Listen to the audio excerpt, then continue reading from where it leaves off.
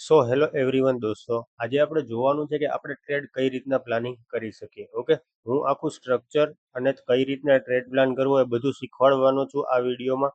Okay, તો વિડીયોને તમે આખો જોજો અને વિડીયો પસંદ આવ્યો હોય તો લાઈક અને સબસ્ક્રાઇબ કરવાનું ના ભૂલતા. ઓકે, અને તમારા મિત્રોને શેર પણ કરતા જજો. ઓકે, હું બેઝિકલી પ્રોફોર્મ યુઝ કરું છું ધ ફંડેડ રૂમ. ઓકે, તો ફંડેડ રૂમ રૂલ્સ માટે બેસ્ટ પ્રોફોર્મ છે. એમાં મિનિમમ રૂલ્સ છે. રૂલ્સ બેઝિકલી કાંઈ છે જ નહીં, હિડન રૂલ્સ તો છે જ નહીં સાવ, અને ઓલા રૂલ્સ પણ સાવ સાદા છે. ઓકે, એટલે કે તમારે ખાલી મેઇન 3 જ રૂલ્સ યાદ રાખવાના છે કે તમારે તમારી daily loss limit, max loss limit એ બધું મેનેજ કરીને ચાલવાનું છે. ઓકે, બેઝિકલી બીજા કોઈ પણ રૂલ્સ છે નહીં.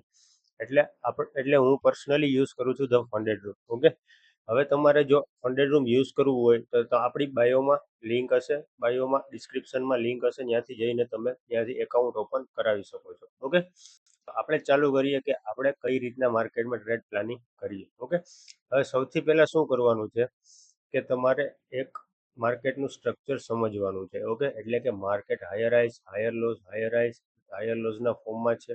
ઓકે, અથવા તો માર્કેટ એક રેન્જમાં છે. આવી રીતના માર્કેટની એક રેન્જ છે. ઓકે, તો તમારે શું કરવાનું છે, સૌથી પહેલા સવારે ઉઠીને એક સપોર્ટ રેઝિસ્ટન્સ માર્ક કરવાના છે. આ માર્કેટનો એક સપોર્ટ છે અને આ માર્કેટનો એક રેઝિસ્ટન્સ છે. ઓકે, હવે જ્યારે પણ માર્કેટ આ રેઝિસ્ટન્સ પાસે આવે છે, ઓકે, ત્યારે તમારે વેઇટ કરવાનો છે કે માર્કેટની ઉપરની સાઈડની લિક્વિડિટી એટલે કે રેઝિસ્ટન્સની લિક્વિડિટી હન્ટ કરે છે અને એંગલ્ફિંગ કેન્ડલ બનાવે છે. ઓકે, હવે એંગલ્ફિંગ કેન્ડલ કેને કહેવાય, સૌથી પહેલા હું તમને એ શીખવાડી દઉં. આને એક બેરિશ એંગલ્ફિંગ કેન્ડલ કહેવાય. ઓકે, આ એક ગ્રીન કેન્ડલ હોય છે જેને માર્કેટે રેઝિસ્ટન્સની લિક્વિડિટી લીધી હોય. ઓકે, અને એના પછી નેક્સ્ટ કેન્ડલ કે જે માર્કેટમાં ડાઉન સાઈડ આવી હોય. ઓકે, એટલે કે આગળની કેન્ડલને એંગલ કરે. આ કેન્ડલ આગળની કેન્ડલને એંગલ કરે તો આને શું કહેશું આપણે, એંગલ્ફિંગ કેન્ડલ કરશું કહેશું. ઓકે, હવે એંગલ્ફિંગ કેન્ડલ આવે પછી શું કરવાનું છે, 1 અવરમાં તમારે જોવાનું છે. 1 અવરમાં એંગલ્ફિંગ કેન્ડલ આવી, અહીંયા ક્લોઝિંગ આવી, અહીંયા નીચેથી શોર્ટ કરવાનું છે, આની ઉપરનો સ્ટોપ લોસ રાખવાનો છે અને 1 નો ટીપી રાખવાનો છે. ઓકે, તો આવી રીતના ટ્રેડ પ્લાનિંગ કરવાનો છે. આપણે કઈ રીતના ટ્રેડ પ્લાનિંગ કરવાનો છે, એંગલ્ફિંગ ઉપર આપણે ટ્રેડ પ્લાનિંગ કરવાનું છે. હવે આ હતી બેરિશ એંગલ્ફિંગ. હવે હું તમને બુલિશ એંગલ્ફિંગ પણ સમજાવી દઉં. બુલિશ એંગલ્ફિંગમાં અહીંયા શું હશે, એક રેડ કેન્ડલ હશે.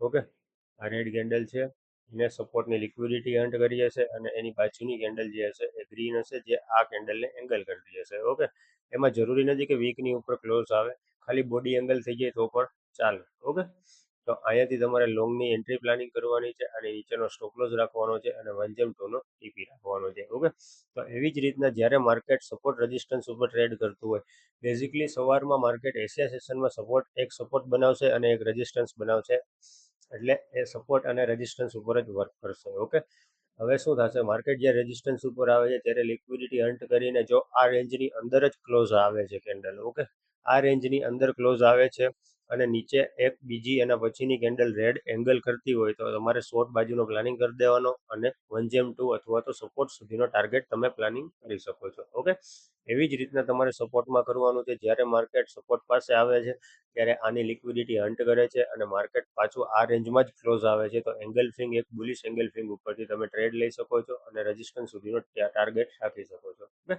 હવે આજે શું હતું, આજે હું તમને એ જ જુઓ, માર્કેટે આ સ્ટ્રક્ચરને બ્રેક કર્યું. ઓકે, આ બ્રેક ઓફ સ્ટ્રક્ચરને બ્રેક કર્યું. હવે શું થયું, માર્કેટ અહીંયા પહેલા રેઝિસ્ટન્સ લેતું હતું, દેખાય છે. અહીંયા જ્યારે ટેપ થયું ત્યારે માર્કેટે એક સેલિંગ બતાવ્યું. ઓકે, હવે શું થયું કે માર્કેટે આ રેઝિસ્ટન્સને બ્રેક કરીને અપસાઇડ નીકળી ગયું. ઓકે, પછી માર્કેટ એક રિટેસ્ટ થવા આવ્યું અને આને સપોર્ટ બનાવ્યો. ઓકે, આને સપોર્ટ બનાવ્યો પછી શું થયું કે સપોર્ટ બનાવીને તરત જ એંગલ્ફિંગ કેન્ડલ આવી. ઓકે, આ એંગલ્ફિંગ કેન્ડલ આવી પછી અહીંયાથી આપણે ટ્રેડ પ્લાન કરવાનો અને આ જ કેન્ડલના લોનો સ્ટોપ લોસ રાખવાનો અને આ સ્વિંગના હાઈનો ટીપી રાખવાનો. ઓકે, એટલે કે આ રેઝિસ્ટન્સનો ટીપી રાખવાનો. પછી શું કર્યું કે આ માર્કેટ જ્યારે રેઝિસ્ટન્સને ટેપ થયું. ઓકે, અહીંયા રેઝિસ્ટન્સને ટેપ થયું, લિક્વિડિટી લીધી, પણ અહીંયા આપણને એંગલ્ફિંગ કેન્ડલ જોવા મળી નહીં.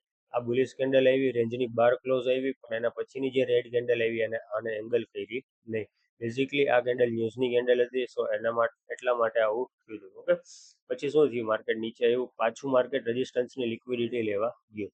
જો અહીંયા રેઝિસ્ટન્સની લિક્વિડિટી લીધી, આ બધાની લિક્વિડિટી અર્ન કરી અને પછી તરત જ એંગલ્ફિંગ કેન્ડલ આપી અને અહીંયાથી આપણે શોર્ટ કર્યું અને 1 નો ટીપી રાખ્યો છે. ઓકે, અને આ શોર્ટ બાજુનો સપોર્ટ બાજુનો આ એક લેવલ છે. ઓકે, જ્યાંથી માર્કેટ સપોર્ટ લઈ રહ્યું છે.